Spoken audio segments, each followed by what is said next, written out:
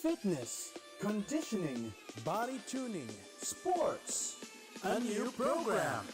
This year, we bring you a brand new Tambayan. Topics on fitness, health, and their benefits. Tips and tricks, techniques, guides, wellness. Only on FWSZ. Okay, so hello and good evening, everyone. So we are here with Miss April Eppinger. Am I right? Eppinger. Yep, that's good. That's pretty close. I think. Yeah. So hello, Miss April. How are you? I'm very well, thank you. Yourself? Um, what time is it there right now? It's actually 8 in the evening, so just finished a round of training this evening, so on the way home myself. So April, do you train regularly in BJJ? 6 days a week for me. Sunday is my rest day. Oh, okay. Twice a day or just like once? Bit of a mix, so I'll do like conditioning and some gym, and then there'll always be a grappling session, be it a harder comp session, or it'll be more like drilling specific, technical based. So you can't pull harder every day, but we do pull harder most of the week, yeah, especially leading up to competition. So how did you ever try to compete and join the Philippine team? I actually found out about the Philippine team after making a friendship with at a tournament in Japan with another Filipina, Annie Ramirez. We were fighting in the open weight on opposite sides of the bracket, and I lost to this really to this girl, and I instantly made friends with her as well. So that's kind of the thing with jiu-jitsu. You end up making friends with everyone. And there was this one really big girl that everyone was like, oh, you have to beat her. And yeah, kind of. Anyway, I made friends with Annie. She's the one that kind of, since then, she's like, hey, there's a trials for the national team. You should come. So yeah, I booked a ticket, joined the trials. And the next thing I knew, I got onto the team. So that's how I started my journey in jiu-jitsu as a part of the Philippines national team. But do you ever felt that you had the need to compete for the Philippines, or was it just a mere like fate brought you here? I would say it's a lot of it. You can call it fate. You can call it luck. Maybe it's a strange pull that brought me back to competing again. I just wanted to have fun and make friends and travel and do a sport where it was very different from what I'd done previously, where you really bond with the people you train with. You really need them to be better. You can't train without them. You can't be better without your opponents as well. If you don't have an opponent, it's you don't get the same challenges. So that's what happened for me. Since you're doing BJJ for how many years again? You've been doing the sport for going on 9 years now.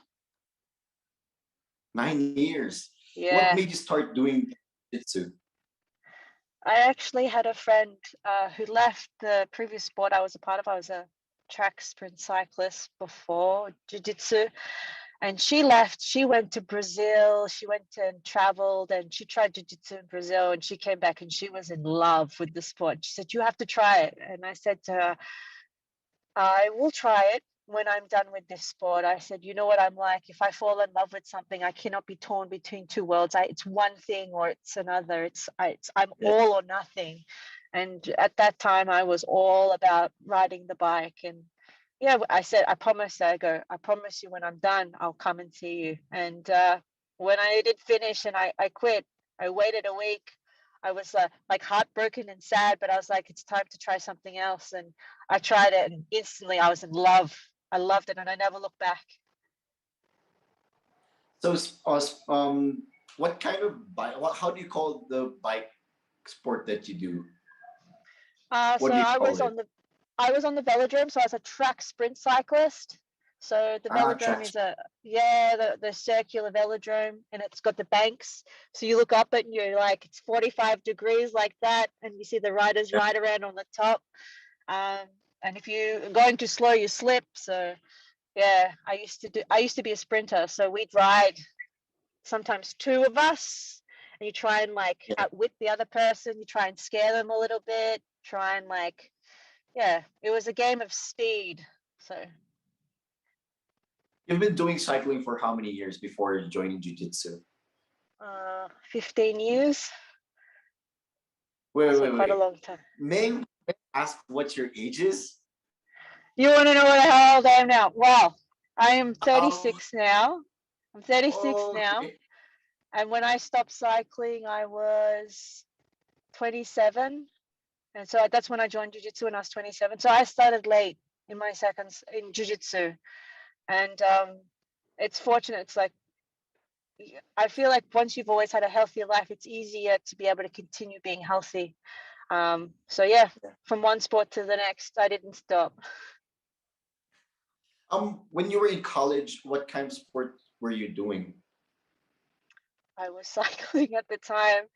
I Oh, you pretty were much cycling. chose, I pretty much chose when I was in high school, I pretty much chose to do cycling. That was my thing. Um, Mhm. Prior to that, I tried all the sports as a kid. I did all the team sports you can think of. I did swimming, basketball, tennis, hockey, soccer, badminton. I did long distance running, cross country, track and field.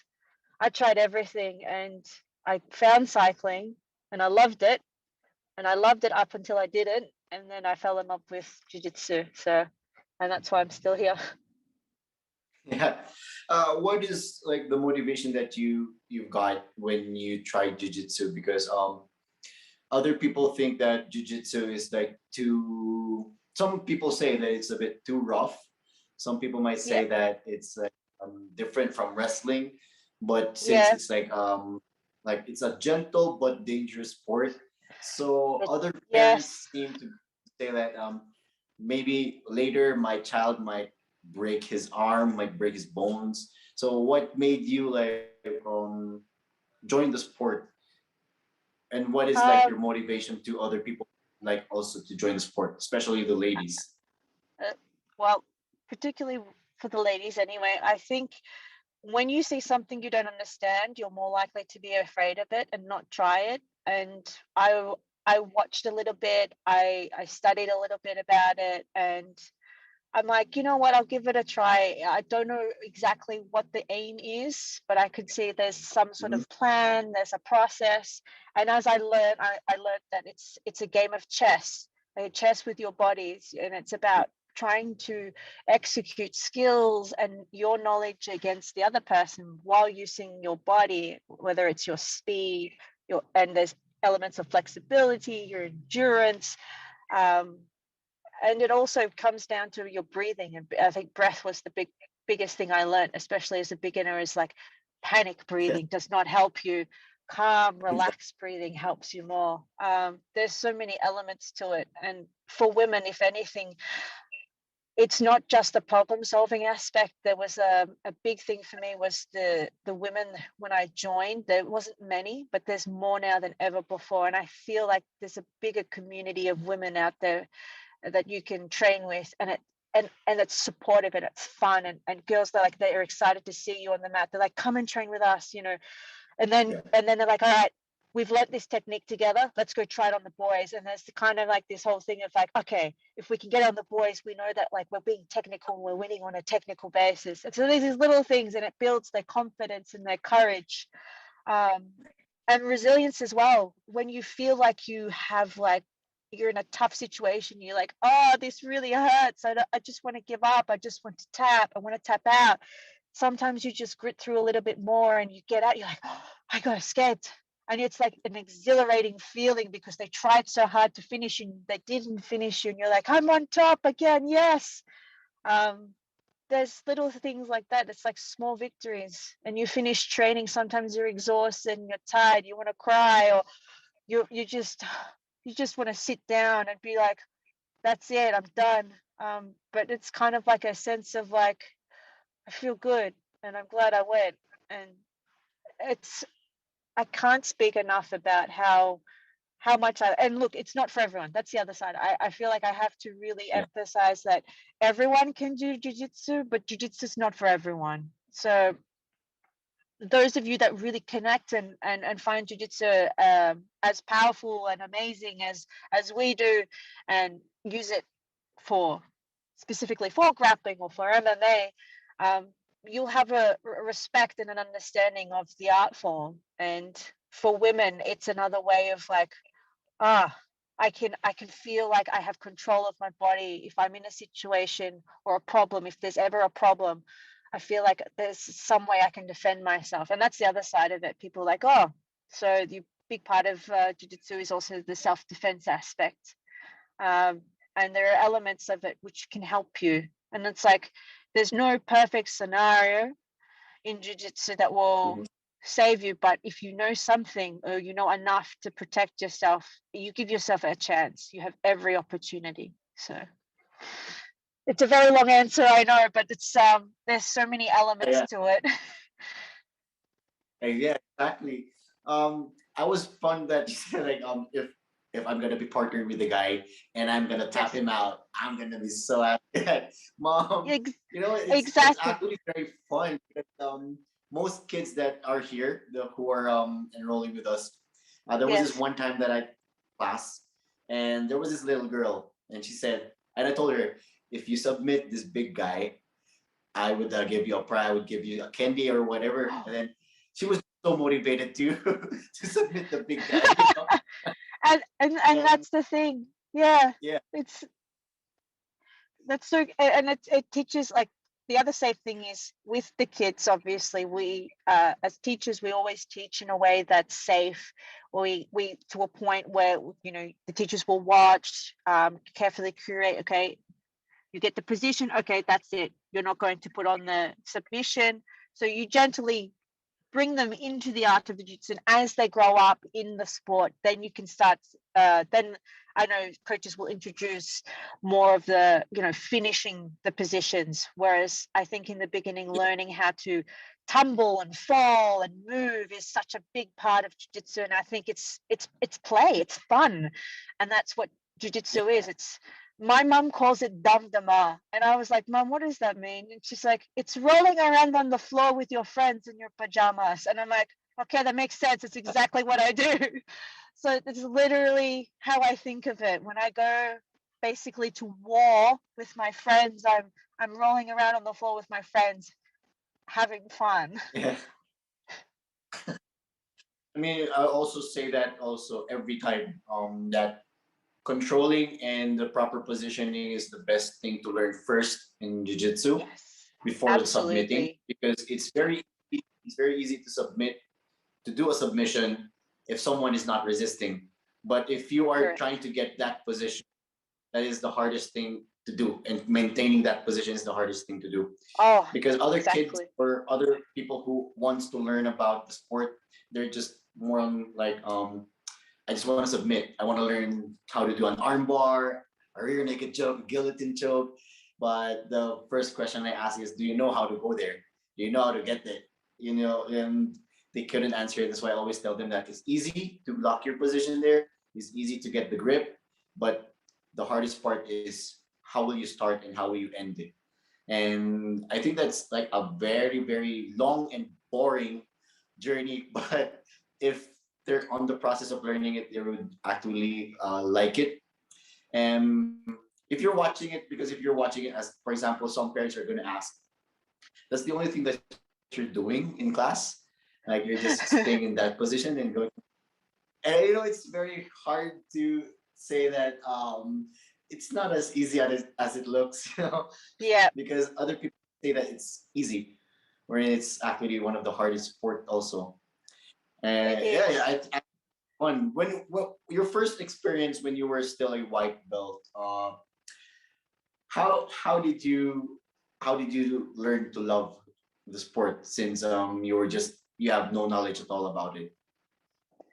Uh, the only real knowledge I had was a very baseline, and that was that it was an element in MMA because I'd watch a little bit of the UFC with my brother. Yeah. And I knew that striking wasn't allowed. I knew that kicking wasn't allowed. So I was like very like, okay, so I've got to work this out strategically, how to break things. So I was like, maybe if I really force things, because I came from a power sport, I was very strong, very fit and athletic, and I was just like, trying to break everything all the time. And that's what a white belt does. They try to break everything hard. Yeah. They move fast and then gas out. And then I was like, okay, that's not working. I said, and I asked whoever I was rolling with, I'm like, can we go again? And this time, and they'll be like, what advice do you have for me? They're like, you just need to calm down a little. I was like, okay, that's a good point. Because I didn't realize how my breathing was and how excitable I was. I was getting so involved with trying to figure out things. I get distracted with one thing. Meanwhile, they're grabbing my leg and doing something else. So uh, I learned very quickly my posture, my base, my movement was very important Mhm. as a for me as a beginner, and calm down. Yeah, I mean, if you exert too much effort, you're just gonna get tired. Like, and yeah, Exactly. that was my sickness too when I was starting. All I did was, um, Yes, but exactly. it was just so funny. At least now we kind of know how to teach it to the younger generations. But whenever I Exactly. see Yeah. them struggle, whenever I see them forcing themselves out, I always remember myself. Oh my gosh, this is how I looked like before. This is what I do before. So, and sometimes you just don't have the patience when you're teaching, but then when you look at them and you remember yourself and you remember how your process on how you went through or what you went through during the process of training, you would be like, okay, I was like this before. It's okay. It's okay. He'll go there. Yeah. And it's That's why so it's different. kind of funny. Also. It definitely is. And it's the other funny thing was I learned very quickly that unlike some of the other girls that joined the class, I would get angry at myself for when I got submitted and I lost, whereas other girls would cry. And in later years, I was speaking to my coach. I go, Coach, now that I'm looking after the women a little bit more now, I said, I'm like, what do you do? Because I wanted to know what he does. He goes, well, with you, it was very different. I couldn't treat you like one of the girls. I had to treat you like one of the boys because you would get angry, whereas the other girls would cry. And I was like, it's a good point. It's a bit different. I get it. So, because I was so competitive, I was more like the athlete. But yeah, that was the other learning point I found as a student, how to manage people who get angry versus people who cry, Yeah. including, yeah. Do you, do you have a plan to join MMA to try, even try at least? For me, I'm purely a grappler. Like I will help out any of the MMA team that we have here.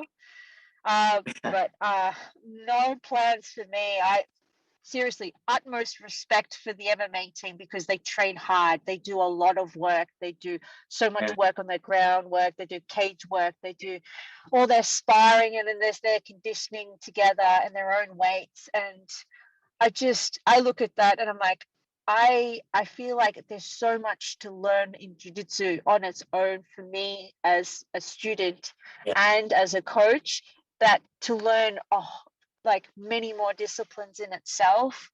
I feel like I would be overwhelmed and I wouldn't have enough energy to be able to give the teaching that I would love to give to the students in jiu-jitsu. But oh my gosh, I absolutely admire the MMA guys because they go to war every time they prepare for a fight. It's war. Yeah. So So there's you no guys, plans at all. for me, no, but I still enjoy going. I will always watch and support, especially when you've helped prepare someone or someone as well. Yeah. there's nothing more proud than watching them. You're like, I helped them. I was like, yes. So yeah, no, I'm a big supporter more than I am than I would be looking at to join. So yeah. When will you come back here in the Philippines and maybe join again? Is Um, there any competition for the SEA Games right now? from what I understand, so for I can't leave Australia at the moment. We're in like our borders are locked down. They are talking about potentially 18 months maybe opening. They haven't really released a plan.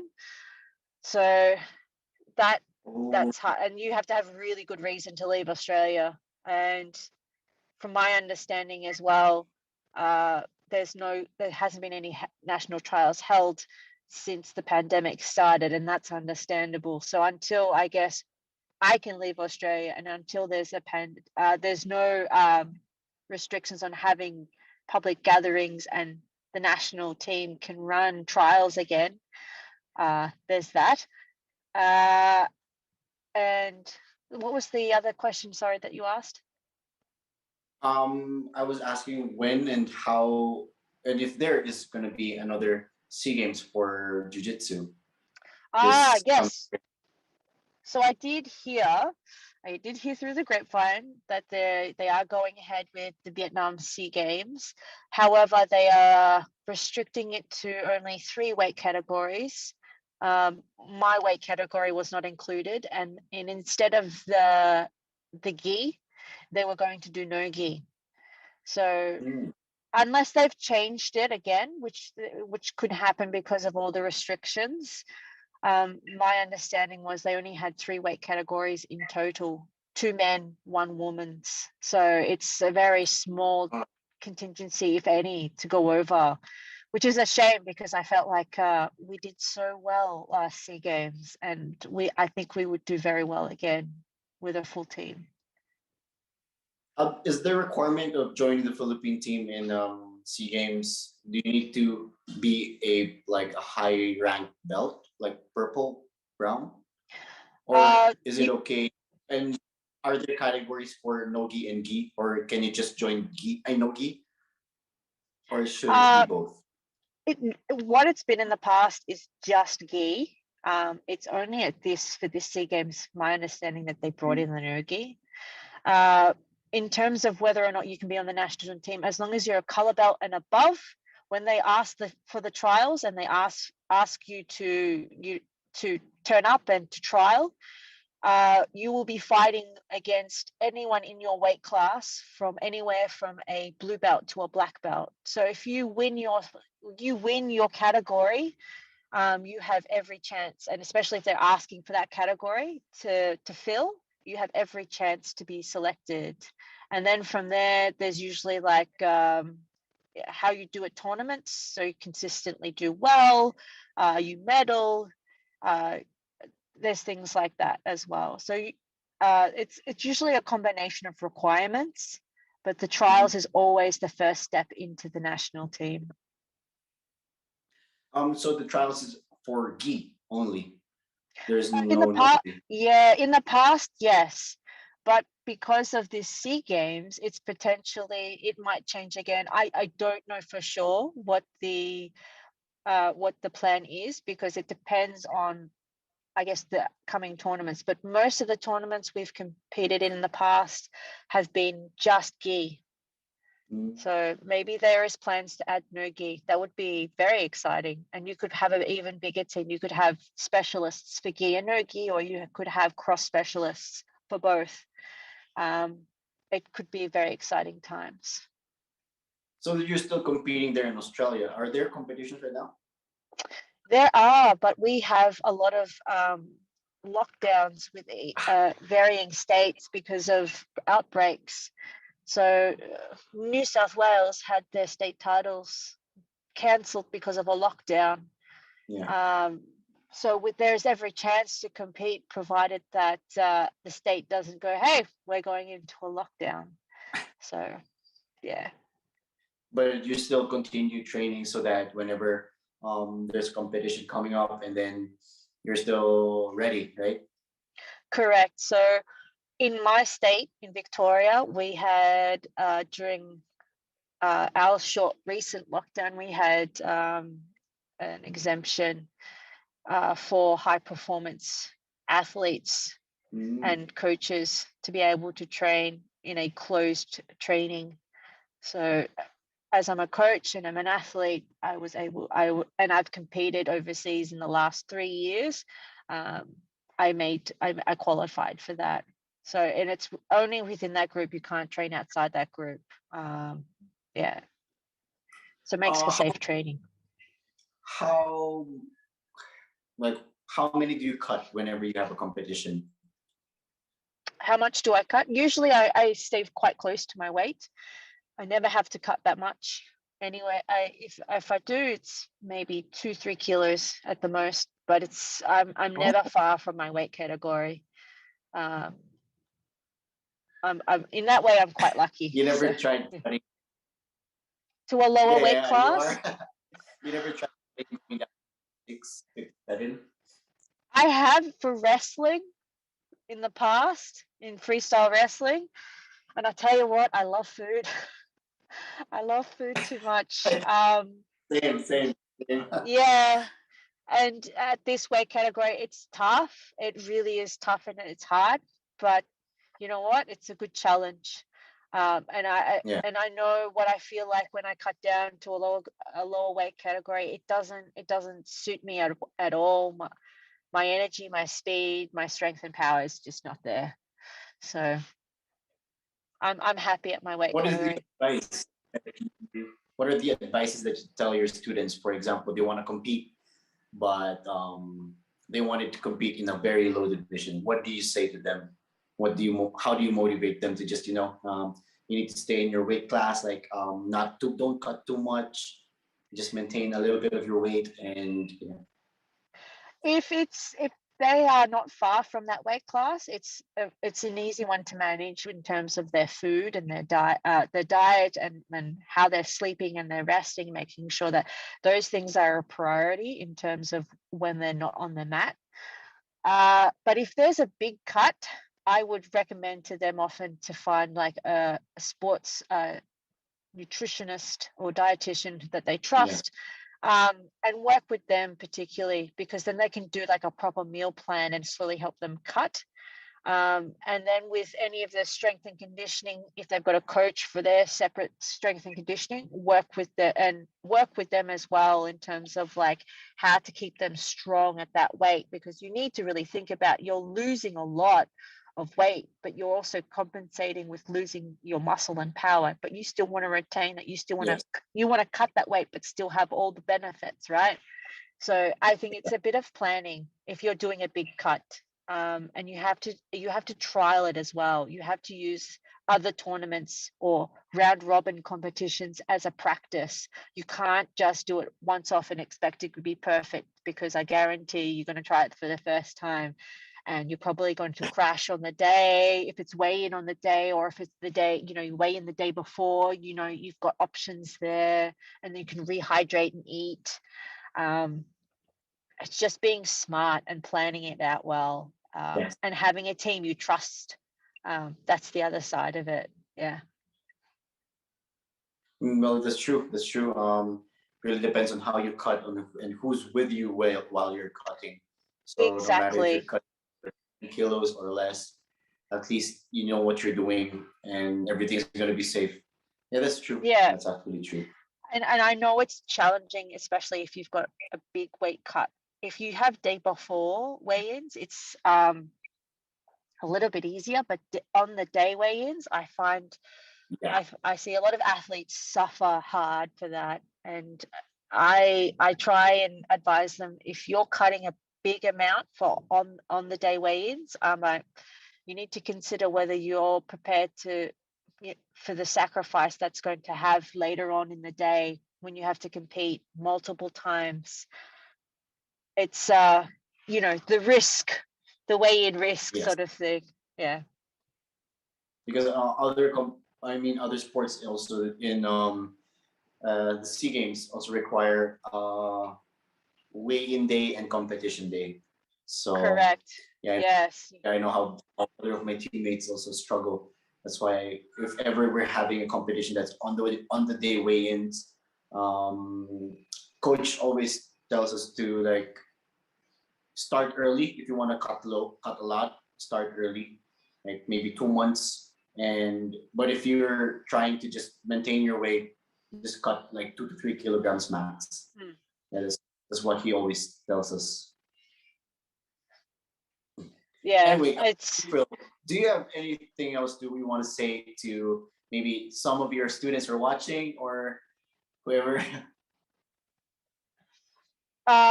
ooh, any, I suppose, like like your any, last sorry, I missed that last bit. like your whatever you what do you want to say else to your students or to your fans or whoever is watching with us?